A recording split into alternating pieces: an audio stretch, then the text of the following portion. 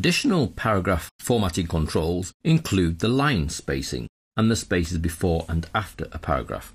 Currently, in our Access manual extract, between that paragraph and that paragraph, there isn't actually a space. There is what effectively amounts to a double return. If I delete from here at the end of the paragraph, you'll see that only pulls the paragraph up one line. I need to delete again to bring that to this paragraph. And if I press return there, it starts a new paragraph, as we know, but it doesn't give me the space. The space has been caused by a double entry. Now that's not the best way of adding spaces between your paragraphs, because it can add to inconsistencies. One person might press enter twice, another person might not. What we ought to do is add controls that say this is how much space after a paragraph, please. So let's do backspace delete to remove the carriage return there. So this is now one paragraph. If we want to add in spaces either before or after the paragraph, we can do that through the paragraph, extra options here, and you can see we have spacing before and spacing after.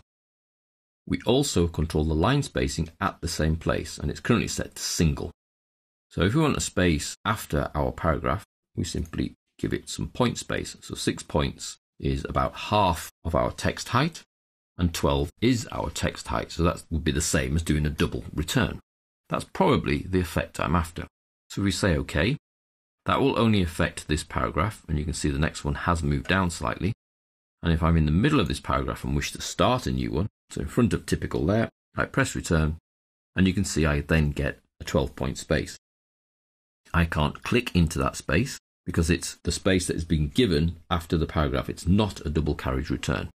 Whereas here, we have the space after, but also a carriage return, which I now no longer need. So I remove. So we've done that through the extra paragraph options, space after or space before. Now, personally, I tend to put space after. So when I press return, I automatically get a gap of some size.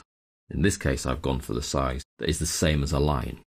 Now, sometimes to make text slightly easier to read, you will want to adjust the line spacing. And we have options there for 1.5 times.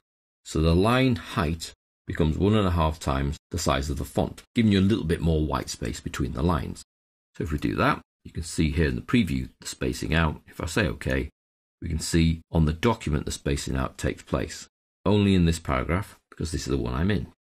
So if we go back into there, we can even make it double, which is a lot of extra line space. But if you're looking to print this document and then write some notes in, that would be quite useful, because then you've got white space to write those notes in. So it's back in, and let's go back down to 1.5. 1.5 is quite common for making something easier to read.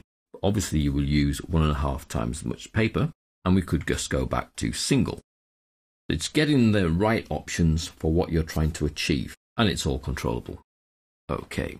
Now, line spacing is also controllable on this little shortcut icon here, and you can see we've got 1, 1.15, 1.5, and the good idea here is as you move, you can see it's doing it in the paragraph that I'm in, so you can instantly see the effect. So that's 3 lots of line spacing there, so that's triple line spacing. So you've got a double gap between, and we can come back to 1. Now we can actually control paragraph spacing, but not from here. We have to go to page layout, and you can see here the option for spacing before and after, which again will only affect the paragraph that you're in. So we set the 12 point in the extra dialog box, but we could do it from here back down to 6. And that instantly moves the gap between that paragraph and that paragraph. Notice that we can also do the indent from here as well without having to go into the extra dialog box. Now when it comes to the indent, we can only control from here the left and right indent. We cannot add in the first line indent and the hanging indent. However, if we want to do the hanging or the first line indent, we would need to go into the extra dialog box that we can access from this little extension icon here on the page layout ribbon. So that takes us into the same place where we can control spacing, indentation, and the specials as well.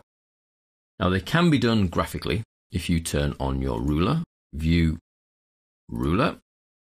This turns on the ruler interface at the top. And you can see we now have some other icons to experiment with. We have a little rectangle here. This is the left indent control. The triangle at the bottom here is the hanging indent control. The triangle at the top is the first line indent. And luckily we have just the one on the right hand side for the right indent. Now these little controls control the left, the right, the hanging, the first line indent for the paragraph your cursor is in. So if I want to control this paragraph, for example, I just make sure my cursor is in that paragraph, and then I can just physically grab the right indent and drag it in, and you can see that it pulls in the right indent. And because you're doing it graphically rather than through a dialog box, you can pull it as far as you need it to go, really. Think, oh, I'd like it there. Now the left-hand ones, you have to make sure your cursor is on the right little icon because there's 3 of them.